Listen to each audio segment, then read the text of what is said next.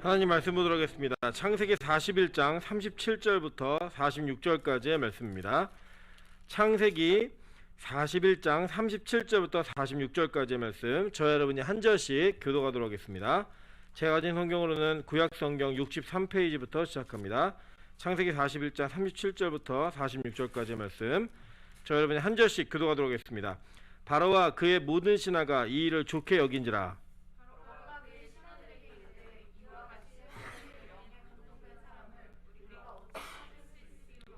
요셉에게 이르되 하나님이 이 모든 것을 내게 보이셨으니 너와 같이 명철하고 지혜 있는 자가 없도다. 너는 내 집을 다스리라. 내 백성이 다 내 명령에 좋아하리니 내가 너보다 높은 것은 내 왕자라. 바로가 또 요셉에게 이르되 내가 너를 애굽 온 땅의 총리가 되게 하노라 하고 자기의 인장 반지를 빼어 요셉의 손을 띄우고 그에게 새마고 옷을 입히고 금사슬을 목에 걸고 자기에게 있는 버금수레에 그를 태우매 무리가 그의 앞에서 소리 지르기를 엎드리라 하더라. 바로가 그에게 애굽 전국 총리로 다스리게 하였더라. 바로가 요셉에게 이르되 나는 바로라. 애굽 땅에서 내 허락이 없이는 수족을 돌릴 자가 없으리라. 그가 요셉의 이름을 사브낫 바네아라 하고 또 온 제사장 보디베라의 딸 아스낫을 그에게 주어 아내로 삼게 하니라. 요셉이 나가 애굽 온 땅을 순찰하니라. 요셉이 애굽 왕 바로 앞에 설 때에 30세라. 그가 바로 앞을 떠나 애굽 온 땅을 순찰하니. 아멘. 네, 우리 주변에 있는 분들에게 이렇게 한번 인사하도록 하겠습니다. 보고 싶어 죽겠습니다. 네, 우리 화면을 보시면서 인사하겠습니다. 맨날 보지만 또 보고 싶습니다. 네, 화면으로 저를 보시는 분들은 자주 보시죠. 근데 저는 안 보여가지고 되게 보고 싶습니다. 어쨌든 이게 코로나가 조금 어려운 시국으로 좀 가고 있는 것 같아서 기도가 많이 됩니다. 여러분이 같이 기도해 주시고 또 조심하셔서 건강한 모습으로 다시 뵐 수 있었으면 좋겠습니다. 네, 오늘은 창세기 77번째 강해입니다. 41장 37절부터 46절까지 말씀을 가지고 하늘나라 패션쇼라는 제목으로 하나님 말씀 증거하겠습니다. 제가 오늘 이렇게 제목을 이렇게 정했더니 우리 방송실장이 얘기하더라고요. 이게 제목 진짜 맞냐고. 그래서 맞다고 얘기했습니다. 주변에서 하루 이틀도 아닌데 뭘 그런 것도 묻냐고 막 얘기하더라고요. 어쨌든 이 제목의 내용을 아시면 여러분 감격적인 패션쇼가 여러분의 인생 가운데 있을 거라고 믿습니다. 네, 오늘 이 본문은 사실은 이제 여러분 거의 대부분 아시는 이야기입니다. 그리고 이 내용이 뭐 한 절 한 절 해석해야지만 알 수 있는 내용이 아니라 전체적으로 이해하시면 좀 좋은 내용입니다. 그래서 제가 그 그림을 넣습니다. 이 그림을 보면서 우리 이주영 강사님이 이 그림밖에 없냐고 물어봤는데 네, 이 그림밖에 없더라고요. 좀 그림 잘 그리시는 분들 좀 그려주십시오. 제가 그 화가적 그 미술의 재능이 없어가지고 그 못 그리고 있는데 그 그림을 보시면 두 가지 그림이 나옵니다. 이게 여러분이 보시기에 왼쪽이죠. 왼쪽의 그림은 이제 바로가 꿈을 꿨는데 내용이 뭐냐면 처음에는 이렇게 덩치 좋고 뚱뚱한 7마리의 소가 나온 거예요. 살찐 소가. 이 살찐 소 나왔는데 갑자기 그 뒤에 그 비루한 소 7마리가 나오더니 살찐 소 7마리를 잡아먹는 장면입니다. 예. 그 소의 구분을 한다고 이렇게 색깔을 이렇게 바꿔놨는데 좀 이상해요. 제가 봐도 이게 개인지 소인지 잘 모르게 그려놨습니다. 어쨌든 그런 꿈의 내용이에요. 그러나 또 꿈을 꿨는데 뭐냐면 이번에는 아주 실한 7 이삭이 나와가지고 있었는데 근데 비루한 이삭 7이 나오고 그걸 또 잡아먹는 이런 장면을 이제 꿨다라는 거예요. 바로가. 뭐 이제 꿈에 대한 이야기를 좀 하면 사실 지금 오늘 본문에 나오는 이 요셉이 꿈 전문가 아닙니까? 그죠? 꿈쟁이, 꿈의 장인 뭐 이런 얘기 듣죠? 사실 이 꿈 때문에 요셉은 망한 인생입니다. 그죠? 꿈 하나 잘못 꿔가지고 그의 인생이 너무나 어려운 고난으로 왔다는 거예요. 근데 그 주변에 계속 꿈꾸는 사람들만 나타나는 거예요. 그리고 이 꿈은 하나님이 이 바로가 꿈을 꿨는데 이 꿈에서 그 당시에 바로의 궁정과 그 나라에 얼마나 많은 점술가와 현인들이 있었습니까? 그죠? 이 불러가지고 야, 너 이게 내가 꿈을 꿨는데 이거 해석 좀 해봐 라고 얘기해요. 그러면 보면은 대부분 꿈을 꾸는데 왕들이 꿈을 꾸는 그 꿈에 특별한 의미가 있는 꿈들이 해석이 안 돼가지고 그 해석의 그 실마리가 모든 상황과 문제를 풀어가는 경우가 되는 거 상당히 많습니다. 그죠? 오늘 요셉이 그랬죠? 또 이제 그 다니엘서에 보시면 다니엘이 또 바로 느부갓네살의 꿈을 해석해주면서 일들이 벌어지잖아요. 그런 것처럼 이 꿈은 꾸어지는 꿈이긴 한데 다 모든 꿈이 그런 건 아니에요. 모든 꿈이 그런 건 아니지만 이 꿈에 대한 내용들을 하나님께서 이렇게 꿈을 통해서 어떤 메시지를 전달하시기 위해 알려줄 때가 있다라는 거예요. 특별히 여러분 이제 제가 먼저 이 본문을 놓고 먼저 해석을 하면 이 당시에는 성경이 있었습니까 없었습니까? 그 요셉 당시에는 없었죠. 그죠? 그러니까 계시가 없었던 거예요. 계시가 특별한 계시가 없었기 때문에 하나님께서 이러한 계시를 꿈을 통해 주셨어요. 그래갖고 이들에게는 어떻게 보면은 이 계시가 하나님과 연결되는 직접 통로라고 봐도 무방할 만큼 하나님의 특별한 사건이나 특별한 내용들에 대한 계시를 하실 때 반드시 꿈을 통해 알려주셨습니다. 그 누가 꿈꿨죠? 또 야곱이 돌베개를 베고 자다가 꿈을 꾸잖아요. 그 꿈 속에 하나님의 여호와의 사자가 하늘로부터 내리락 오르락 하는 걸 보잖아요. 그죠? 그걸 보면서 나중에 그게 요한복음과 연결되는 걸 또 확인할 수 있었죠. 이런 내용들을 보시면 실제 이 당시에는 그랬어요. 근데 지금은 모두 다 그렇다라고 얘기할 수가 없습니다. 왜냐하면 하나님께서 우리에게 아주 특별한 계시를 주셨습니다. 그게 뭐죠? 성경이에요. 성경. 저는 개인적으로 이 꿈에 대한 메시지를 하나님이 주신다라고 저는 개인적으로 믿습니다. 그러나 한계는 분명합니다. 어떤 한계가 분명하냐면 여러분이 이 어떤 꿈을 꿨다라고 하는 그 꿈이 메시지하고 정확히 연결이 되려면 말씀 안에서 확증이 되어야 돼요. 그러니까 말씀을 벗어난 꿈을 꾸면 안 돼요. 그 말씀을 벗어난 꿈을 꾼 건 다 개꿈이고 마귀가 주는 꿈입니다. 그럼 예를 들면 저 실제 있었던 일이에요. 저희 옛날에 청년들 많은 교회 있었잖아요. 청년으로. 근데 어떤 한 형제가 그 꿈을 꿨는데 3번 연속 당신이랑 결혼하는 꿈을 꿨다고 한 자매에게 가서 얘기를 했는데 그 자매가 그 당시 10살이 많은 자매였어요. 그런데 이 자매가 흔들리더라고요. 그래갖고 제가 그 당시에 간사였는데 와가지고 상담을 하길래 그 개꿈이라고. 왜냐면 그 형제가 불신자에다가 정상적인 생활이 불가능한 사람이었어요. 근데 자꾸 꿈을 꿔갖고 막 얘기를 하니까 이 자매가 되게 싫은데도 계속 꿈을 꾼다고 얘기하니까 막 그거에 흔들리더라고요. 그래서 제가 보면서 그걸 보면서 자매들이 이런 거에 약하구나. 그래서 우연히 만나는 것처럼 뭔가 운명인 것처럼 느껴지는 거에 그게 많이 흔들린다는 생각하면서 제가 그때 알았습니다. 자매들이 그 약점이 있다는 거예요. 혹시 마음에 드는 자매가 있으면 집 앞에 가서 서 계세요. 계속. 나 갑자기 만났네, 우연히 만났네, 계속 얘기하면은 흔들릴 수 있다는 거예요. 우리 자매들한테 얘기합니다. 그런 식으로 접근하는 사람들에게 나사렛 예수 그리스도 명하노니 얘기하셔야 돼요. 이게 뭐냐면요, 분명해요. 그 당시 구약에서 이 당시에는요, 바로에게 주신 꿈은 하나님의 메시지였어요. 근데 하나님이 그 메시지를 주고 나서 꿈 해석을 못 하겠다라는 거예요. 여러분 지금도요, 참 인간이 얼마나 나약한 존재냐면 인터넷 최첨단 문화 아니에요? 그죠? 4차 산업혁명의 주역, 3차 산업혁명의 주역이었고 4차 산업혁명의 필수인 그 인터넷에 여러분 무슨 꿈을 꿨는데요? 라고 올리면 꿈 해몽이 쭈르륵 딸려 있습니다. 첨단의 문명을 가지고 4주를 보고 꿈을 봐요. 그 어플리케이션에 4주 보는 어플리케이션도 있어요. 그거 깔지 마세요. 깔았다 걸리면 우리 교회는 용서하지 않습니다. 이 말도 안 되는 얘기를 하는 거죠. 그 당시에도 이런 어떤 그 종교적인 그런 내용들 모든 것들이 점술과 연결되어 있었기 때문에 이 사람들이 다 달라붙어 갖고 바로의 꿈을 해석하려고 노력했다는 거예요. 근데 아무도 해석을 못했고 또 이게 해석을 해줄 때 알잖아요. 꿈꾼 사람이 대박 이거 맞아 이렇게 못하는 말도 안 되는 얘기들을 했겠죠. 그러니까 이제 이게 안 되는 거예요. 꿈을 안 되는 상황이 딱 되니까요. 이때 그 옆에 누가 있었냐, 옛날에 2년 전에 요셉이 꿈을 해몽해줘갖고 살게 되었던 술 맡은 관원장이 있었던 거예요. 그때서야 기억을 하는 거예요. 그때서야. 그러니까 여러분 이게 누가 한 일이에요? 하나님이 하신 거예요. 하나님의 철저한 디자인. 그래서 여러분 41장 1절을 보시면 만 2년 후에 라고 하는 시간의 정확한 표현이 있고요. 그 만년 이후 오늘 읽으신 마지막 46절을 보시면 요셉이 애굽왕 바로 앞에 설 때 몇 세라고요? 30세라 라고 얘기해요. 그죠? 30세라 라고 얘기하면서 맞죠? 46절 맞나요? 설 때 30세라 라고 얘기하면서 이 나이를 정확하게 콕 집어갖고 얘기를 해주고 있습니다. 그러니까 이게 철저하게 하나님의 큰 그림이 있었던 거예요. 큰 그림을 통해서 2년 뒤에 30살이 됐을 때 그 꿈을 해몽하고 애굽의 총리로 세우기 하나님의 그 계획이 있으니까 하나님이 까마득히 술 맡은 관원장에게 요셉을 잃어버리게 한 거예요. 근데 그 잃어버린 상황 속에서 바로의 꿈을 통해 모든 일이 벌어지는 이 출발이 시작되는 겁니다. 여러분 인생에서 무언가 여러분이 꿈꾸고 있는 일, 하고 싶은 일이 있을 때 하나님 그것을 막으실 때가 있어요.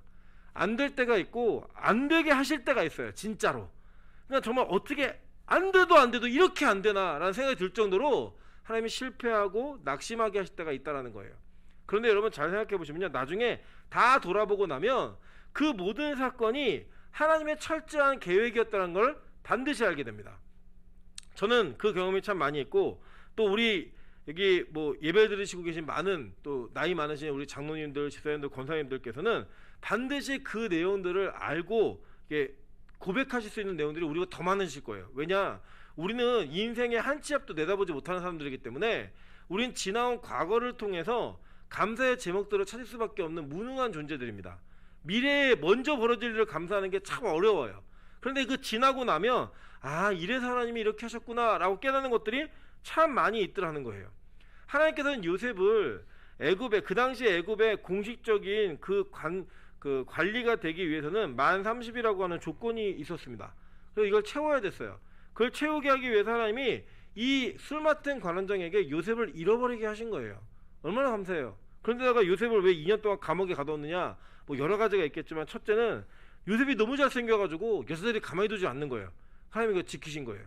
다 감옥에 가둬놓고 더 이상은 아무나 넘실넘실 되지 못하게. 그리고 또 한 가지는 거기서 정무적인 그런 행정 능력을 배운 거죠. 그 다 정치범들 수용소였으니까, 왕의 신하들의 수용소였으니까. 그런 일들을 하게 하심으로 말미암아 요셉이 진짜로 총리가 되어서도 얼마나 일을 잘하는지 우리 나중에 보실 거예요. 그 모든 것들을 하나님께서 다 준비시켰다는 거예요. 다. 여러분, 우리 인생에서 그래서 절대로 이게 의미 없는 것들은 없습니다. 하나님이 우리 인생을 풀어가시고 이끌어가실 때 우리 인생에 반드시 하나님께서 주시는 꿈과 그 꿈을 통해 겪게 하시는 과정을 통하여 우리를 만들어 가시는 은혜가 반드시 나타난다는 거예요.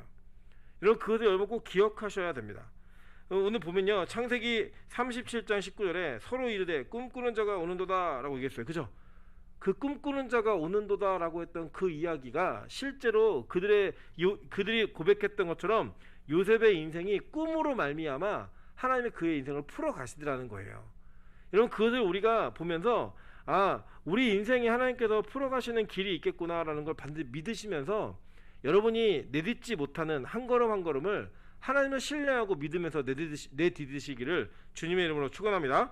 그래서 이게 꿈을 꿨는데 이 해몽이 뭐냐면 7년 동안은 풍년이 있는데 그 뒤에 이어지는 7년의 흉년이 앞에 있는 풍년을 다 잡아먹을 것만큼 참혹한 흉년이 온다. 그래서 이걸 준비해야 된다. 그러니까 바로에게 얘기합니다. 이거 잘 준비하세요 라고 얘기했어요. 그랬더니 이 바로가 그걸 보고서 그래? 그러면 네가 총리해. 이렇게 된 거예요. 그러니까 이 계시가 정확하게 이루어져요. 또 그 이루어지는 장면 속에서 실제로 보면요, 이 7년의 흉년은 정말로 전 세계적인 흉년이었습니다. 팔레스타인 땅까지 너무 가난해갖고 이 야곱이 굶어 죽을 것 같아갖고 자식들을 내려보내는 그런 사건이 벌어지는 하나님의 철저한 계획이에요. 저는 이걸 보면서 와, 이 하나님의 이 땅의 역사가 우리를 중심으로 돌아가는구나 다시 한번 느꼈어요. 하나님이 그렇게 해야지만 요셉이 총리가 될 수 있고, 그렇게 해야지만 야곱과 요셉이 만날 수 있으니까 하나님이 그 과정들을 다 철저하게 디자인하고 계획해갖고 이 일을 이뤄 가시더라는 거예요. 저는 여러분 다른 게 아니고요, 여러분이 이런 하나님의 특별한 계시, 이 성경을 통하여서 우리가 하나님께서 어떻게 우리를 인도하고 계신지, 우리가 어떻게 인도를 받을 건지를 예측할 수 있고 알 수 있는 영안이 열리기를 정말 주님의 이름으로 축원합니다. 그래서 영적인 흐름을 읽는 거, 이거 정말 중요한 거예요. 정말 여러분, 지금요 정말 한국교회가 이런 코로나 상황 가운데 다 망했다라고 얘기합니다. 지금 난리 났다, 큰일 났다라고 얘기하는데 저는 그렇게 생각 안 해요. 전 기회라고 생각해요. 진짜 기회라고 생각해요. 첫째는 이제는 더 이상 예전에 갖고 있었던 그냥 이 땅에서 잘 되는 거, 뭐 교회 이미지를 좋아하고 전도하는 거, 이런 게 불가능해지는 시대가 이제 올 거예요. 실제로 여러분 어떤 일이 벌어졌냐면요, 그 이번 해에 총신대 신대원하고 장신대 신대원 외에 전국에 있는 모든 신대원이 그 정원 미달이에요. 지원하는 게 미달이었어요. 그러니까 이제는 더 이상 신학교를 가지 않는 시대가 된 거예요. 신학교는 지금 난리 났습니다. 망했다고, 큰일 났다고. 그래서 저는요, 신학교의 부흥이 왔다라고 믿어요. 이제는 진짜 갈 사람만 가는 거예요. 그러니까 어중이 떠중이 뭐 덩달아 가고 뭐 목회하면 잘 먹고 잘 살고 가고 이런 사람 없어요 이제. 그러니까 저는 솔직히 좀 저도 이제 막 다들 끝물이라고 막 얘기하면서 막 힘들다 얘기하는데 우리 교회 강도사님과 전사님 보면 너무 안타까워요. 저분들 어떡하나 막 이런 생각 들고 막 그 삶과 조의를 표해야 되는 막 그런 일이 지금 상황입니다. 진짜 그런 상황이에요. 근데 저는요 이때가 진짜 기회라고 믿는 거예요. 이때 더 이렇게 힘들고 어려울 때 진짜만 남는 거예요. 진짜만. 그 진짜를 통해 하나님 다시 일하실 거예요. 저는 그 믿습니다. 그래서 여러분 그런 계시의 능력을 그러니까 특별 계시를 통해 성경을 통해 시대 흐름을 읽고 하나님이 어떻게 이 땅에서 이 시대를 조명하시는가를 읽을 수 있는 그런 은혜가 있어야 돼요. 또 한 가지는요. 여러분 이제는 비대면이라고 하는 그런 특정한 문화가 생겼는데 사실 생각해 보시면 이 비대면의 기술은 이미 다 존재하고 있었어요. 10년 전부터 뭐 가상현실, 뭐 홀로그램, 뭐 줌, 뭐 영상으로 통화하는 거 이런 거 이미 다 준비되어 있었는데 코로나라는 그 특정한 상황이 우리가 10년 뒤에나 활용할 수 있는 모든 기술들을 다 앞당겨 온 거예요. 이때 교회가 지금 이 상황을 어떻게 잘 활용해야 될 것인가. 제가 보니까요 성경 공부는 이거보다 좋은 게 없어요. 시간적 제약도 안 받고 공간적 제약도 안 받아요. 그러니까 바쁜 직장 생활하고 야근하는 뭐 청년들 그리고 늦게까지 뭐 할 일이 없는 사람들 같이 모여가지고 성경 공부할 수 있는 그것도 시공간 아니죠. 공간을 초월해서 시간은 같이 있어야 돼요. 공간을 초월해가지고 외국에 있어도 공부할 수 있는 저 이게 나중에 이게 나라를 이렇게 바꿔가면서도 할 수 있을 거라 생각해요. 다른 나라 사람들이 막 들어오고 막 이래가지고 통역하는 사람도 있고 영어 공부도 하고 충분히 가능할 거라 생각해요. 그래서 제가 이제 고민 중에 있습니다. 앞으로 빛과 소금교회는 이런 것도 어떻게 활용할 것인가. 그런 어떤 특정한 문화들을 통해 하나님이 이 시대 속에 우리가 교회가 해야 될 영향력을 예전에는 큰 교회 많이 모이는 숫자 이런 것들이 교회 영향력이었거든요. 이제 그렇지 않아요. 이제는 진짜 올바른 말씀이 전달될 수 있고 하나님의 복음을 올바로 외치고만 있다면 뭐 이게 공간적인 제약 이런 거 다 넘어서서 다 얘기해 줄 수 있는 거예요. 실제 제가 금요철 때도 말씀드렸지만 우리 교회의 어떤 설교들은요 100편이 조회수가 100편이 넘게 나와요. 그러니까 우리 교회 성도들보다 더 많이 듣는 거예요. 이제 누군가가 설교를 듣게 찾아다니는 사람도 있다는 거예요. 진짜 복음을 듣고 싶어서. 네. 그런 사람들이 이제 같이 기도하고 함께 하나님의 말씀을 세워가는 그런 일들이 좀 일어날 거로 믿습니다. 그런 거 보는 거예요. 우리 교회가 더 잘 준비했으면 좋겠어요. 그리고 보세요. 에베소 1장 17절부터 19절에 보면 우리 주 예수 그리스도의 하나님 영광의 아버지께서 지혜와 계시의 영을 너희에게 주사 하나님을 알게 하시고 너희 마음의 눈을 밝히사 그의 부르심의 소망이 무엇이며 성도 안에서 그 기업의 영광의 풍성함이 무엇이며 그의 힘의 위력으로 역사하심을 따라 믿는 우리에게 베푸신 능력의 지극히 크심이 어떠한 것을 너희로 알게 하시기를 구하노라 라고 얘기해요. 그죠? 이걸 통해서 알게 하는 게 많은데 그 너의 눈을 밝혀서서 그 계시와 조명으로 말미암아 부르심의 소망이 무엇인지 성도 안에서 그 기업의 영광의 풍성이 무엇인지 그의 힘의 위력으로 역사하심을 따라 믿는 우리에게 베푸신 능력이 지극히 크심이 어떠하신 것을 너희로 알게 하시기를 원한다 라고 얘기해요. 구한다 라고 얘기해요. 그러니까 이제는 그냥 피상적으로 나 예수 믿어 그러고 죽어있는 화석과 같은 신앙생활 하는 것이 아니라 이 특별한 하나님의 계시와 말씀에 우리가 접촉되어 있으면 밀접해 있으면 이런 것들이 막 피부로 느껴지게 된다는 거예요. 살아있는 신앙생활이 되게 된다는 거예요. 예배 가운데 감격이 있고 눈물이 있고 말씀에 대한 막 소망이 터지고 제가 오늘도 새벽 5시까지 설교 준비를 할 때 저희 아내가 같이 이제 있는데 제가 아내 자다가 왔거든요. 주보한다고. 제가 야, 나 너무 재밌어. 하나도 피가 안 나고 너무 재밌는 거예요. 그냥 말씀 자체가 막 오늘 초실절 하는데 너무 재밌는 거예요. 그래서 저희 아내가 그래 은혜다 은혜. 그러니까 목사를 하지 뭐 얘기하더라고요. 제가 보면 맞아요. 진짜 은혜예요. 막 너무 재밌어요. 저는 하나님의 말씀이 너무 신나고 재밌는 거예요. 이 신남과 재밌음이 전 여러분에게도 다 전달되었으면 좋겠어요. 예, 제가 정말 그렇게 됐으면 좋겠습니다. 간절한 소망이에요. 예. 길다 막 이런 얘기 하지 마시고 너무 재밌었고 언제 시간이 이렇게 갔지 막 이런 기쁨 그리고 은혜가 있어야 된다는 거예요. 그래서 사실은요 실제로 이런 하나님의 뜻을 알면 그 계시를 알면 우리가 이 시대 속에 기독교인들 그리스도인들이 어떤 삶의 태도와 어떠한 적절한 타이밍에 우리가 무엇을 해야 될지를 알 수 있는 은혜의 눈들이 열린다는 거예요. 그래서 저는 우리 교회 청년들도요 진짜 꿈과 비전이 명확했으면 좋겠습니다. 그냥 먹고 살아야죠. 제가 옛날에 초등학교 때 한번 물었어요. 너 꿈이 뭐야? 할 때 정규직이요. 이렇게 하더라고요.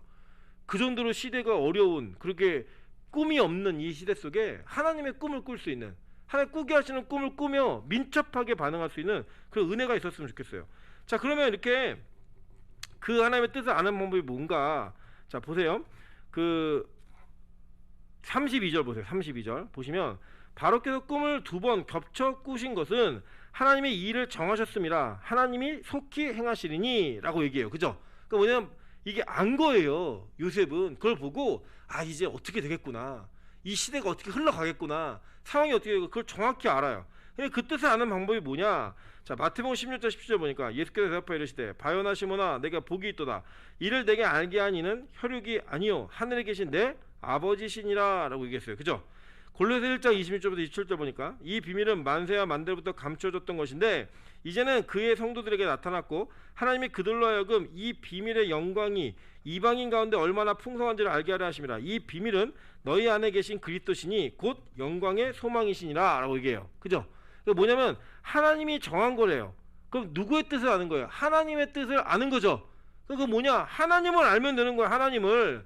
그 하나님께서 알려주시는 것을 구하면 되는 거예요. 그래서 여러분, 우리가 어떤 일이 생기면요, 기도하세요. 기도하시면 하나님이 그 기도를 통해 알게 하셔야 되는 것들을 알게 하시게 한다고요. 그 답이 하나님께 있는 거예요. 그래서 저는 개인적으로 이 상담, 이거에 대한 굉장히 부정적인 마음이 있습니다. 왜 그러냐면요, 보통 제가 보면요, 상담을 할 때는 그 상담자가 이미 답을 가지고 있어요. 그걸 답을 가지고 얘기를 하는데 그 얘기를 하는 이유가 뭐냐면 답을 몰라서가 아니라 자기가 생각하고 있는 답에 대한 지지를 원하는 거예요. 저는 청년사역을 많이 했으니까 보통 어떤 자매나 형제가 와가지고 목사님 저 개인적으로 상담 드릴 게 있습니다 라고 얘기하면 뭐 별거 아니에요. 다 보면 누가 어느 자매가 마음에 들어요, 어느 형제가 마음에 들어, 이런 얘기예요. 그런 얘기를 하면은 제가 옛날에는 안 돼 뭐 하지마 이런 얘기 했어요. 근데 저는 지금은 그렇게 안 해요. 왜냐면 제가 몇 번 하다 보니까 그렇게 말하면 사이가 안 좋아져요. 왜 안 좋아지냐면 이미 그 마음에 결정을 다 한 거예요. 나 쟤한테 대시해야지, 나 쟤한테 편지 보내야지, 문자 보내 만나자고 해야지, 이 마음을 결정해 온 거예요.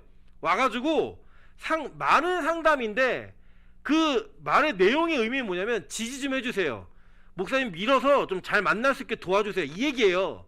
근데 거기다 대고 제가 안 돼 하지마 라고 얘기하니까 마음이 상하는 거예요.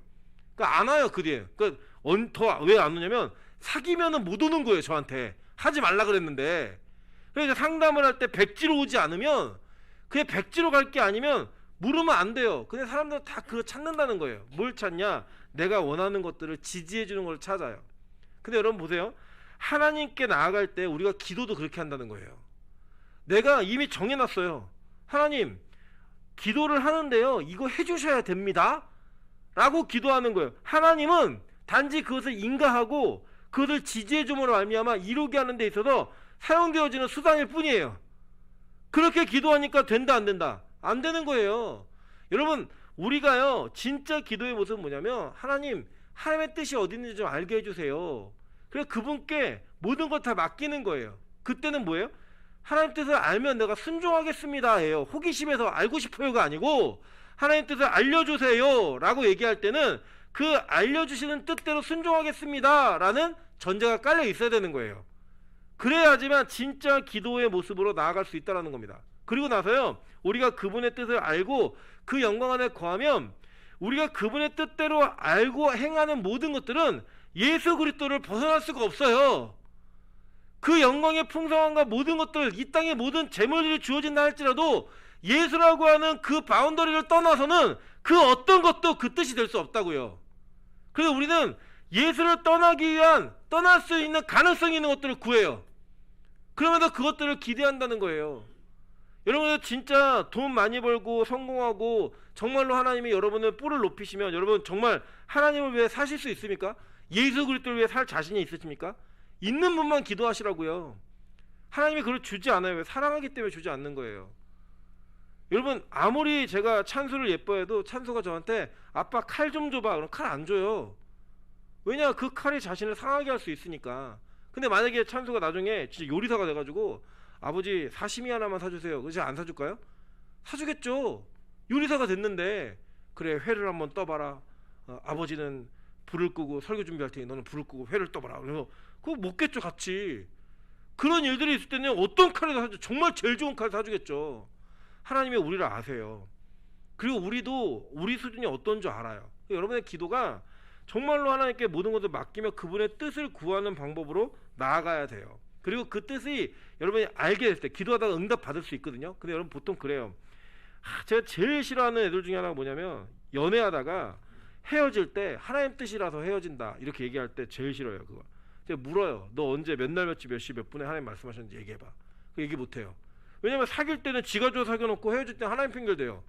정정당당하게 야 내가 옛날에 너 좋아했는데 지금은 먹는 게 너무 싫어서 헤어진다. 뭐 네가 너무 늙어 보여서 싫어서 헤어진다. 이 정직하게 얘기하라고요. 근데 그 얘기를 하지 않고 꼭 그래요. 믿음 좋은 애 특히 기도해보자. 하나님 뜻이 어디든지. 그 기도원에 갔다가 내려와서 응답받은 게 헤어지라고 응답받았어. 여러분 내가 뭘 하고 싶잖아요. 그럼 100% 하고 싶은 걸로 응답을 받아요. 그게 인간이에요. 그게 인간이라고 사람이고 하나님의 뜻을 구할 때는요 그렇게 구하는 게 아니에요. 하나님의 뜻이 어디 있는지를 알기 위해서는 주님께 모든 걸 의뢰하고 맞춰서 구하는 거예요. 왜냐? 모든 건 하나님께 정하신 뜻이 있기 때문에 시계가 있기 때문에 그렇게 구해서 나가는 겁니다.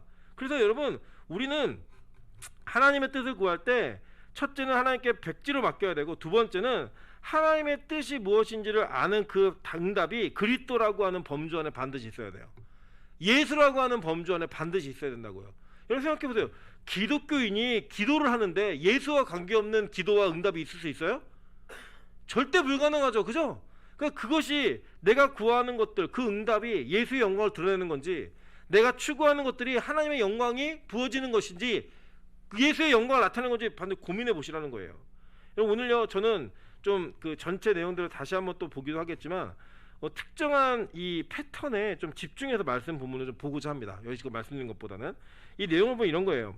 오늘 이 요셉이 여기까지 올 때까지 하나님께서는 특별한 어느 하나의 매개체를 통해 요셉의 인생을 표현을 하세요. 그게 뭐냐면 옷이에요. 옷. 뭐냐면 첫 번째는요. 그가 그 창세기 37장 3절에 보면 요셉이 노년에 얻은 아들이므로 이스라엘이 여러 아들들보다 그를 더 사랑함으로 그를 위하여 뭘 지었어요? 채색옷을 지었더니 라고 얘기해요. 그죠? 그러니까 채색옷이 이제 두 가지 의미가 있는데 긴 옷이에요. 긴 옷. 그리고 줄무늬가 있는 옷. 그 의미인데 그 두 가지 그 의미로서 특별한 옷을 그에게 입힌 거예요. 근데 7번 보세요. 창세기 37장 23절에 보니까 요셉이 형들에게 이름에 그의 형들이 요셉의 옷 그가 입은 채색 옷을 벗기고 라고 얘기해요. 그죠? 옷을 벗겨버렸어요. 벗겨버리니까 벗기고 나면 입은 옷이 뭐냐? 노예 옷이에요. 노예 옷. 종이 되었고 옷을 입은 거예요. 창세기 39장 12절부터 13절입니다. 그 여인이 그의 옷을 잡고 이르되 나와 동침하자. 그러나 요셉이 자기 옷을 그 여인의 손에 버려두고 밖에 나가매 그 여인이 요셉이 그 옷을 자기 손에 버려두고 도망하여 나감을 보고 막 소리질러죠. 맨 마지막에 보면은 그가 나의 소리질러 부름을 듣고 그의 옷을 내게 버려두고 도망하여 나갔느니라 하고 라고 얘기해요. 그죠? 그나마 이 요셉이요 노예임에도 불구하고 옷이 있었어요. 옷이 있었는데 그 옷을 누가 벗기느냐? 처음에는 악한 형들에 의해서 벗겨지죠. 그죠? 그리고 두 번째는 악한 여자인 보디발의 아내에 의해서 그 옷이 벗겨지는 거예요. 그래갖고 그 다음에 옷이 입혀졌는데 무슨 옷이 입혀지냐? 죄수의 옷이 입혀지는 거예요. 죄수의 옷. 보세요.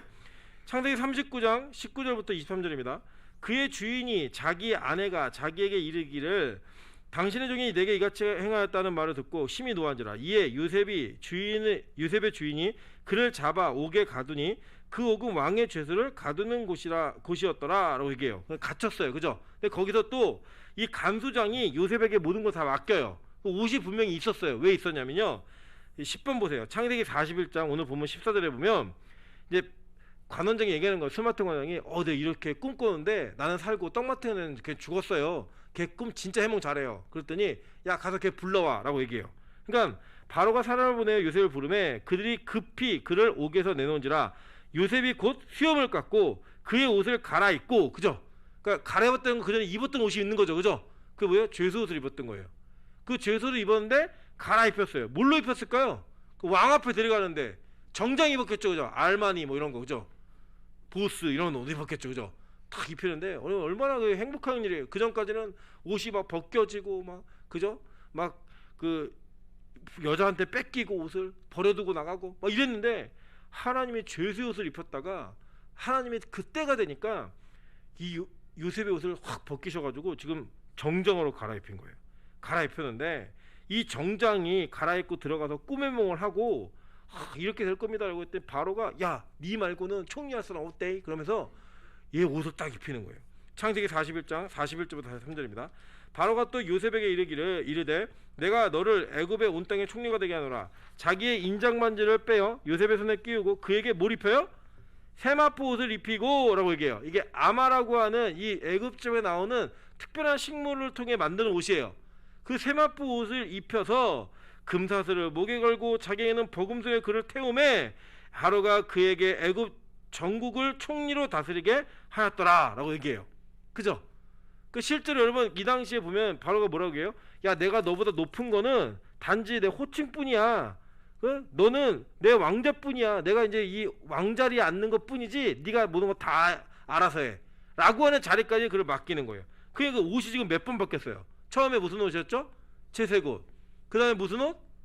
노예옷. 그 다음에 죄수옷. 그 다음에 정장. 그 다음에 세마포. 이렇게 입은 거예요. 그게 바뀌어 입으심으로 말미암아 원래 처음에 입었던 옷이 뭐예요? 채색옷.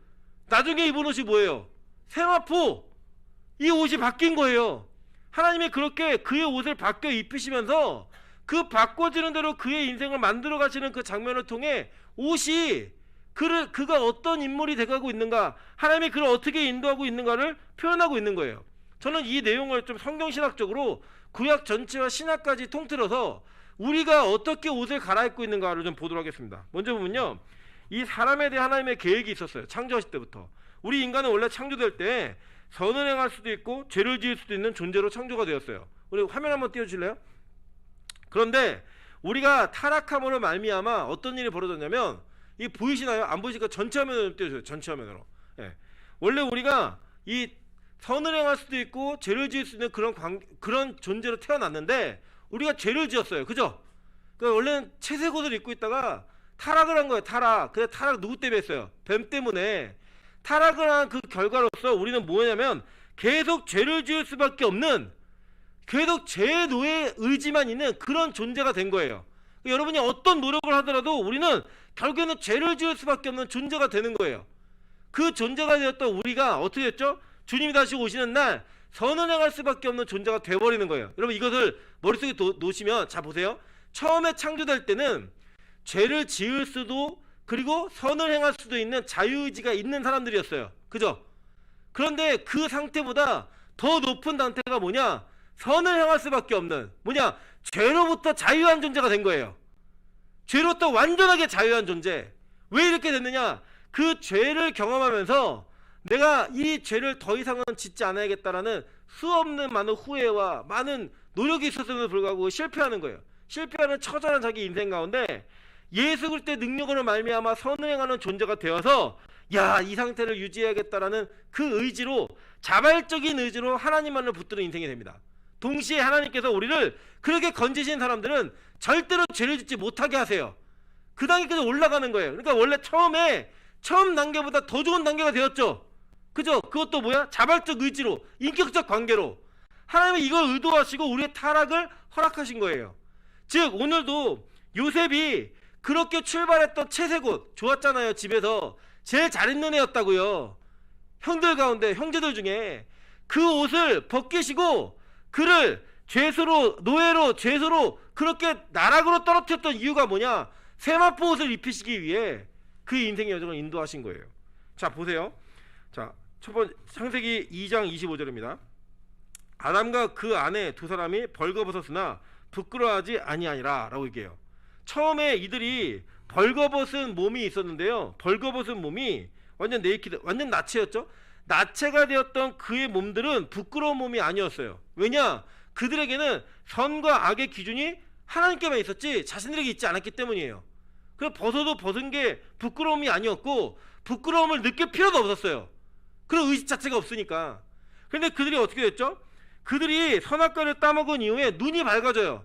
눈이 밝아져 갖고 자신들의 벗은 줄을 알고 무화과 나무 잎을 엮어서 치마로 삼는, 그냥 태양빛이 뜨면 말라비틀어 없어져서 계속 갈아야만 하는 그런 나뭇가지로 자기의 부끄러움을 가립니다. 그래서 뭐라고 했냐면 하나님 찾아요. 아담아 너 어딨니? 그랬더니 하나님 내가 벗어가지고요 내가 숨었습니다. 그랬더니 누가 너한테 벗었음을 알렸니? 그랬더니 여자가 이르되 뭐라고 얘기해요? 뱀이 나를 깨웠으므로 내가 선악과를 먹었어요 라고 얘기하는 거예요.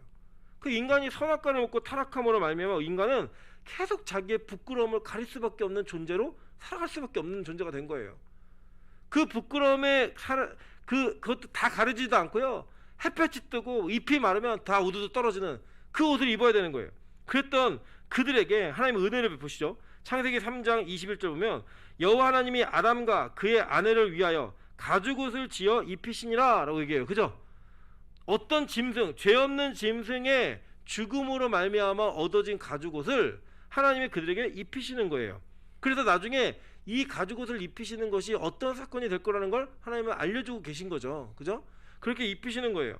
그 실제로요, 그들의 벗은 몸, 그 부끄러운 몸을 가죽옷으로 덮으셨던 것처럼 하나님은 인류의 역사, 성경의 역사 가운데 특별한 계시의 연속 속에서 부정한 자들에게 거룩한 옷을 입히시는 장면을 보이고 계세요. 출애굽기 28장 1절부터 4절입니다. 너는 이스라엘 자손 중 내 형 아론과 그의 아들들 곧 아론과 아론의 아들들과 나답과 아비우와 엘르아살과 이다마를 그와 함께 내게로 나오게 하여 나를 섬기는 제사장 직분을 행하게 하되 내 형 아론을 위하여 거룩한 옷을 지어 영화롭고 아름답게 할지니 라고 얘기해요. 그죠? 옷을 지어 입혀서 영화롭고 아름답게 하래요. 그죠? 얘네들 원래 뭐예요? 부정한 존재들인데 거룩한 옷으로 덮여 입은 거예요. 덮여 입음으로 말미암아 그들의 부끄러움이 가려지는 거예요. 그래서 여러분 우리 교회도 이렇게 그 성가대가 있으면 성가복을 입잖아요. 그 복의 출발이 뭐냐면 원래 그 옛날에 그 옷들을 잘 못 갖춰 입을 때 교회에서 성가대 할 때 다 옷들이 이렇게 해지고 막 찢어지고 터지고 더러워진 옷들을 입고 하니까 그걸 가리려고 성가대 옷으로 덮이기 시작한 거예요. 이걸 근거로 해서, 이런 것들을 근거로 해서 그 옷 자체가 거룩함이 있는 게 아니에요. 우리 성찬식하고 이렇게 할 때 그 성의를 입잖아요. 그 옷 자체보다 능력이 있는 게 아니에요. 그게 아니라 우리의 부끄러움을 가리우는 그런 상징으로서 우리가 입는 거예요. 그런 것처럼 하나님께서는 이 아론과 그의 아들들에게 거룩하고 영화로운 옷을 지어서 입히게 하라고 얘기했어요. 보세요. 그러면 아론의 옷을 지어 그를 거룩하게 하여 내게 제사장 직분에 가게 하라. 그들이 지을 옷을 이러하니 곧 흉패와 애복과 겉옷과 반포 속옷과 관과 띠라. 그들이 내 형 아론과 그의 아들들을 위하여 거룩한 옷을 지어 아론이 내게 제사장 직분을 행하게 하라 라고 얘기해요. 여러분 지난주에 그 일부 예배 때 시간에 들으신 분들 계시죠? 그 제사장 끌리는 발에 끌리는 옷, 그게 뭐냐면 머리에 두건부터 시작해가지고 몸 전체를 다 가리는 거예요. 발끝까지. 그 가림을 통해 우리의 부끄러움을 가리우시는 그 은혜를 하나님 보이시는 거예요. 그거 입고 날 만나러 오라는 거예요. 그거 입지 않으면 죽는다는 거예요. 죄된 몸을 가지고, 죄된 모습을 가지고 그대로 나오면, 벌거벗은 몸을 가지고 나오면 그 부끄러움에 우리가 죽을 수밖에 없는 존재가 되니까 하나님의 거룩한 옷을 지어서 입히시는 거예요. 실제로 여러분 룻기 3장 9절, 제가 지면의 한계 때문에 실지 못했는데요, 그 시어머니인 나오미가 룻에게 얘기합니다. 야, 오늘 그 양털 깎는 날이고 추수하는 날이니까 너 보아스한테 들어가 라고 이거 목욕 재개를 시켜요. 들어가니까 보아스가 술김에 자다가 탁 눈을 깼는데 자기 발치에 여자가 누워있는 거예요. 그래서 너 누구니? 그랬더니 자기는 룻이에요 라고 얘기하면서 뭐라고 얘기하냐면 당신의 옷을 펴서 당신의 여정을 덮으소서 라고 얘기해요. 그러니까 뭐냐면요, 이 룻이 벗은 몸이었던 거예요. 그 청혼하는 그 얘기예요. 나를 덮어주세요 라는 얘기예요. 그 실제로 그러니까 시어머니가 시킨 거예요. 그렇게. 네. 그러니까 여러분 이게 윤리도덕적으로 볼 땐 뭐예요? 이게 불려시죠? 꽃뱀이죠? 근데 그게 믿음이에요. 믿음. 성경의 역사였다고요. 그 부끄러움을 그 옷을 덮음으로 말미암아 그가 예수 그리스도의 족보에 들어오는 그런 은혜를 경험하게 되는 거예요. 그 덮여짐, 그 부끄러움의 덮여짐이 성경에서 수없이 많이 나와요. 계속 덮겠다 계속 나오는 거예요. 실제로 얘기합니다. 로마서 13장 20절부터 14절 보시면, 또한 너희가 이 시기를 알거니와 자다가 깰 때가 벌써 되었으니 이는 이제 우리의 구원이 처음 믿을 때보다 가까웠습니다. 밤이 깊고 낮에 가까웠으니 그러므로 우리가 어두운 일을 벗고 빛의 갑옷을 입자라고 얘기해요. 그죠? 낮에와 같이 단정히 행하고 방탕하거나 술 취하지 말며 음란하거나 호색하지 말며 다투거나 시기하지 말고 오직 주 예수 그리스도로 옷 입고 정욕을 위하여 육신의 일을 도모하지 말라라고 얘기하면서 그리스도를 입으라는 거예요. 갈라디아 3장 27절에 이렇게 얘기합니다. 누구든지 그리스도와 합하기 위하여 세례를 받은 자는 그리스도로 옷 입었느니라 라고 얘기해요. 그죠? 자기가 죽은 자 세례와 합하여 자아가 죽은 자들은 예수로 말미암아 옷을 입고 그의 원래 부끄러움과 그 죄가 덮여진 자라고 얘기하는 거예요. 그죠? 여러분, 그래 가죽옷, 하나님이 가죽옷을 지어 입히실 때 그 희생이 예수 그리스도의 희생과 이렇게 연결이 되는 거예요. 그 연결된 희생을 통하여 우리의 죄됨, 우리의 부끄러움이 덮여짐, 그 덮여짐으로 말미암아 죄와는 상관없는 죄와 구별된 자들로 인쳐주시겠다는 거예요. 원래 속은 어떤데요? 더럽잖아요. 스가랴에서 뭐라 그래요? 하나님이 천사에게 명하여서 여호수아 대제사장의 옷을 갈아입히라고 얘기하잖아요. 더러운 옷을, 아름다운 옷을 갈아입히라라고 얘기하면서 옷만 갈아입은 거예요. 여러분, 사람이 옷만 갈아입는다고 사람이 바꿔요? 아니에요. 우리 속은 더러워요. 원래 우리는 죄성을 가지고 그 죄악이 드글드글한 인간들이라고요. 숨 쉴 때마다 우리 막 코로나 병균이 나온다고 얘기하지만 우리 죄의 바이러스가 수많은 사람에게 펼쳐지는 그런 악한 존재가 바로 저와 여러분이에요. 그럼 우리들을 하나님께서 그냥 옷을 갈아입히시는 거예요. 덮여주시는 거예요. 덮으심으로 말미암아 우리를 거룩한 자라고 인쳐주시는 그 은혜. 그 결국 뭐예요? 그리스도로 옷 입으라는 거예요. 그리스도로. 그 옷 입은 자가 되면 이 땅에서 그 죄를 싸워 이길 수 있는 힘이 생긴다는 거예요. 그게 에베소서에는 더 구체적으로 나타나죠. 에베소서 6장 10절부터 13절입니다. 끝으로 너희가 주 안에서와 그의 힘의 능력으로 강건하여지고 마귀의 관계를 능히 대적하기 위하여 하나님의 전신갑주를 입으라. 그죠? 우리의 씨름은 혈과 육에 상대하는 것이 아니요 통치자들과 권세들과 이 어두움의 세상 주관자들과 하늘에 있는 악의 영들을 상대함이니라. 그러므로 하나님의 전신갑주를 취하라. 이는 악한 날에 너희가 능히 대적하고 모든 일을 행한 후에 서기 위함이라. 하나님의 전신갑주 입으라는 거예요. 취하라, 이게 입으란 뜻이에요. 입으라. 여러분, 이게 신기하지 않습니까? 우리 이 2시간 전이죠. 2시간 전에도 요한계시록, 1시간 전인가요? 어쨌든 10시에 요한계시록을 배우는데 그 요한계시록도 이 말씀이 연결되잖아요. 그죠? 성령의 검 연결되면서 성령 전체는 우리에게 예수로 말미암아 옷 입은 자들, 그들이 전신갑주를 취한 자들이고 그 취한 자들이 할 일이 뭐예요? 악한 자가 싸우는 거예요. 그 싸움을 싸워내는 거예요. 이 땅에서 우린 여전히 악한데 옷 하나 갈아입은 걸로 말미암아 그 싸우는 존재가 되는 거예요. 싸우는 존재가. 그게 우리에게 주시는 칭의고 그게 우리에게 주시는 은혜고 긍휼이라고요. 우리 자체가 깨끗해지는 게 아니에요. 근데 우리는 맨날 그걸 노력하잖아요. 우리 자체가 깨끗해지는 걸 노력하는 자들은 율법주의자들이에요. 율법주의자들. 그들은 자신이 깨끗할 수 있다고 믿는 거예요. 자신의 힘으로 자신의 정결함을 이룰 수 있다고 믿는 거예요. 그러니까 예수를 옷 입지 않은 거예요. 전신갑주를 취하지 않는 거예요. 내가 할 수 있는데 왜 성령의 검이 필요해요? 내가 이길 수 있는데 내가 왜 그게 왜 필요하냐고요. 그래서 여러분, 여러분의 의지로 할 수 있는 일이 얼마나 없는지를 경험하셔야 돼요. 아셔야 된다고요.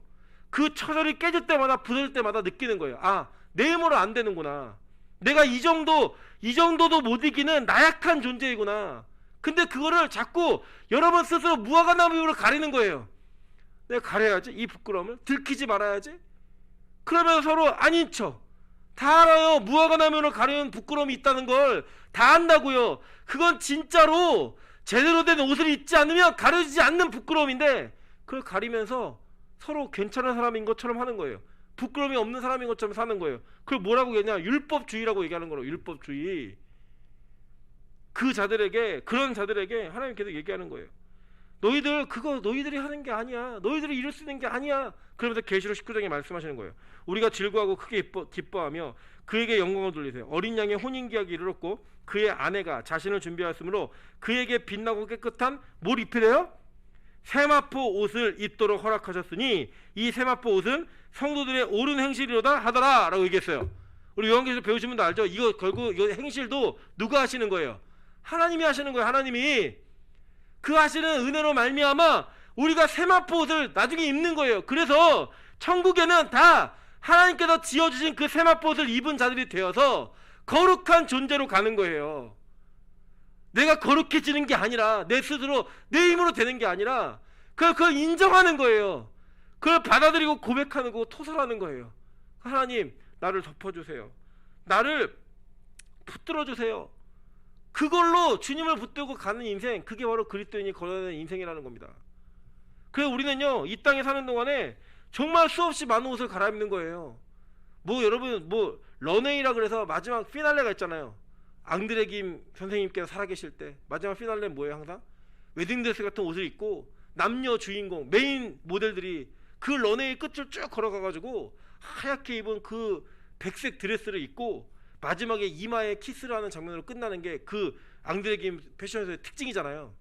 예, 그냥 들어서 알아요. 한 번도 보지 못했어요. 예, 특징, 그게 뭐냐? 성도와 그리스도와의 관계인 거예요. 우리 원래 악한 존재인데 수없이 많은 옷을 자랑하다가 마지막 피날레가 됐을 때 천국을 입성하면서 그 런웨이를 걸어가면서 막 꽃내가 휘날리는 그 꽃내 가운데 흰 세마포 옷을 입고 그리스도와 입맞춤을 통해서 마지막 마무리될 때 모두가 일어나 기립박수를 치면서 수고했다고, 고생했다고, 잘했다고, 여기가 얼마나 기뻐 행복 곳인지 이제부터 누리며 살라고 라고 얘기하는 거, 바로 그 피날레 영광을 누리는 게 바로 그리스도의 특권이라고요. 그래서 여러분, 우리는 하늘나라 패션쇼의 메인 모델로 쓰는 겁니다. 지금 여러분 그 메인 모델의 준비를 해가고 있는 거예요. 그래, 여러분 보세요. 모델들이 막 먹든가요? 제가 들어보니까 어떤 우리나라의 어떤 탑 모델은 매일매일 몸무게를 잰대요. 매일매일 아침마다, 아침에 한번 저녁에 한번. 그래가지고 그 재는 몸무게에서 자기가 500g 이상 차이가 나면 식단 조절에 들어간대요. 우리는 50kg 정도가 차이가 나야 식단 조절에 들어가잖아요.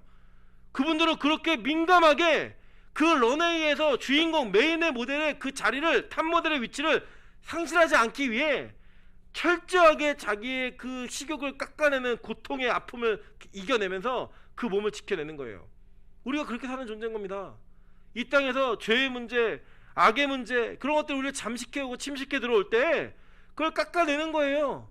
아, 나는 메인 무대에 서야 되는데, 나 흰옷 세마포 입고 주님과 함께 동행하는 마지막 입맞춤을 나누는 그 장면을 보여줘야 되는데, 그걸 기대하면서 오늘의 아픔과 오늘의 그 고통들을 이겨내는 거예요. 죄에 대한 유혹들을 이겨내는 거예요. 그래서 내 힘으로 하는 게 아니라고요. 이거는 주님이 도와주시는 힘과 그분을 바라보는 그 힘을 바라보며 나아가는 거예요. 계속 그분이 끌어주시고 나는 끌려가고 그분을 붙들고 가고 같이 그 은혜 가운데 걸어가는 인생을 통해 마지막 일들을 이루는 거예요. 보세요. 계시록 19장 11절부터 14절 보겠습니다. 하늘에 열린 것을 보라. 하늘에 열린 것을 보니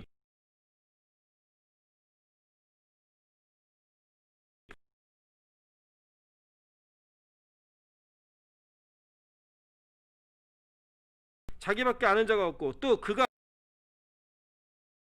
그 이름은 하나님의 말씀이라 칭하더라. 하늘에 있는 군대들이 희고 깨끗한 세마포 옷을 입고 백마를 타고 그를 따르더라. 아멘. 이렇게 가는 거예요. 우리 인생이 이렇게 서는 거예요. 이렇게. 그래서 하나님께서는 그 요셉의 인생을 그 사랑받는 아들, 외동아들 아니었죠. 독자처럼 사랑받는, 장자처럼 사랑받는 그 아이를 그 옷을 벗기셔서 그에게 죄수의 옷을 입히시고 노예의 옷을 입히시고 그에게 그 인생의 쓴물을 그 밑바닥까지를 다 경험하게 하시는 거예요. 지금 우리가 그런 상태에 있는 거예요. 우리가 진짜 이 땅에 사는 동안에 죄수의 옷을 입고 사는 거고 노예의 옷을 입고 사는 거예요. 매일매일 그 안에서 정말로 내 의지로는 어떻게 바꿀 수 없는 그 존재적인 악, 내 호흡부터 나오는 그 악의 출발, 그걸 매일매일 경험하며 자신의 부정됨이 무엇인지를 경험하며 사는 거예요. 그 비참함을. 그렇게 살다가 주님께서 부르시는 그날, 주님이 정한 때 우리에게 바꿔주시는 옷이 있는 거예요. 그리스도를 알게 하시고 그 뜻을 깨닫게 하시고 그 흐름을 읽게 하시는 말미암아 정장 입는 거예요. 정장 입고 이 땅을 살아가는 거예요. 살아가다가 주님께서 우리를 때 정한 날에 다시 오시는 이 땅에서 우리를 총리로 세우시는 거예요. 총리 바로가 뭐라 그랬죠? 야, 나는 왕자만 있어. 네가 다 통치하고 다스려 라고 얘기했어요. 그죠? 계시록 22장 5절 보세요. 다시 밤이 없겠고 등불과 햇빛이 쓸데없으니 이는 주 하나님이 그들에게 빛이심이라. 그들이 세세토록 뭐 한다고요? 왕노릇 하리로다. 이게 우리가 가는 길이에요. 지금 여러분, 우리는 벗은 몸을 무화과로 가리는 일들을 하고 있을지도 모릅니다. 아니, 그냥 벗은 채로 나체로 활보하고 있는 그런 죄인일 수도 있습니다. 그러나 우리가 입어야 되는 옷은 예수 그리스도를 입어야 되는 가죽옷을 입어야 되고, 그 가죽옷을 입음으로 말미암아 그와 합하여 죽으심의 그 가운데 우리가 주님이 예비하신 세마포를 입어야 해요.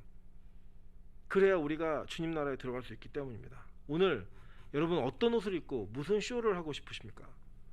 우리가 쇼하네 라고 얘기하는 것은 행간의 의미가 큰 차이가 있죠. 그죠? 우리가 어쩌면 이 땅에서 정말 쇼하고 계시지 않습니까? 이 세상에 명품, 뭐 밍크 코트, 좋은 옷들, 뭐 상표 있는 옷들, 이런 걸 입어가면서 그 입는 것이 나를 증명하는 것처럼 살아가는 그런 존재로서 이 세상의 옷을 바꿔가면서 이 세상의 패션쇼를 하고 계시지 않으십니까? 오늘 그러더라고요. 뭐 옛날에 노스페이스라는 상표가 붙어있는 그 패딩을 입는 게 고등학생들 가운데 유행이어서 그 옷을 입는 애들은, 없는 애들은 왕따를 당하고요. 그 입는 애들조차도 그 안에 여기 뭐 800이 써있는지 900이 써있는지 그 숫자에 따라 서열이 정해졌대. 서열이.